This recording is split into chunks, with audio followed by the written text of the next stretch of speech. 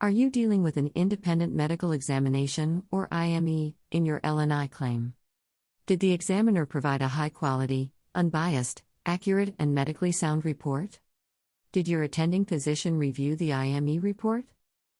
Here are some tips and things to watch out for. The open and active phase of a workers' compensation or L&I claim begins to wind down as the injured worker begins to approach maximum medical improvement, or MMI. Maximum medical improvement does not mean the injured worker returned to their pre-injury level of health. Often, injured workers are left with permanent residuals as a result of their work injury or occupational disease. Maximum medical improvement or medical fixity is when all available medical treatment of a diagnostic, rehabilitative, or curative nature has been provided. In short, it means there is no additional medical treatment that is going to improve the injured worker's health. In my experience, the number one thing that most injured workers want out of their claim is to recover. As a result, when an injured worker has made a less than optimal recovery, being told they've reached MMI can be devastating. The issue of maximum medical improvement can become even more frustrating when there is a disagreement amongst the medical professionals. Some providers might argue that additional treatment would be beneficial. It isn't uncommon for the Department of Labor and Industries, or L&I, or a third-party administrators for a self-insured employer claim, to request an IME exam. It's pretty standard practice during the course of an open and active claim. Typically, an IME evaluates and documents the condition of workers that are covered under the Industrial Insurance Act. To that end, the IME may decide whether the injured worker has reached their maximum benefit from treatments, or if any permanent impairment remains. According to L&I, high-quality exams provide unbiased, accurate, and medically sound information.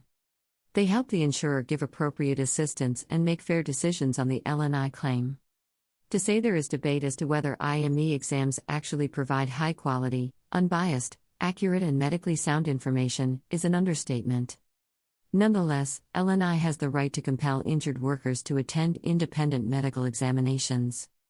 So long as the injured worker is given 14 days' notice prior to the examination and the examination is scheduled at a reasonably convenient location.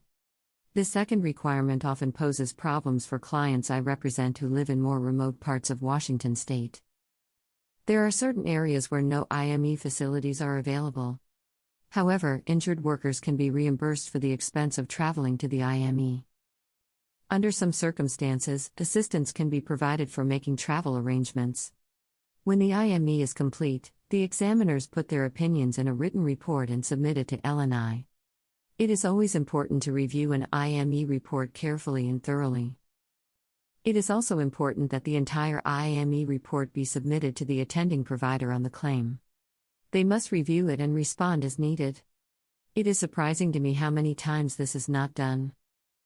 Either the attending provider isn't asked to comment on the IME at all, or the attending provider is provided with only the IME opinions for concurrence or disagreement. Under the Industrial Insurance Act, it is mandated that the opinion of the attending provider is given careful consideration. It is absolutely essential that the attending provider is given a full opportunity to carefully review and respond to the entire IME report. The attending provider should also review all the findings and conclusions. Personally, I often tell injured workers the following. Check if there are ever disagreements between the opinions of an attending provider and the IME. If there are, it's a good idea to consult with an experienced workers' compensation attorney. Especially if L&I or the insurance company decides to take the opinion of the IME over the opinions of the attending provider. As always, if you think that something is going wrong with your L&I claim or self-insured employer claim in Washington state, please don't hesitate to give our office a call. We can help.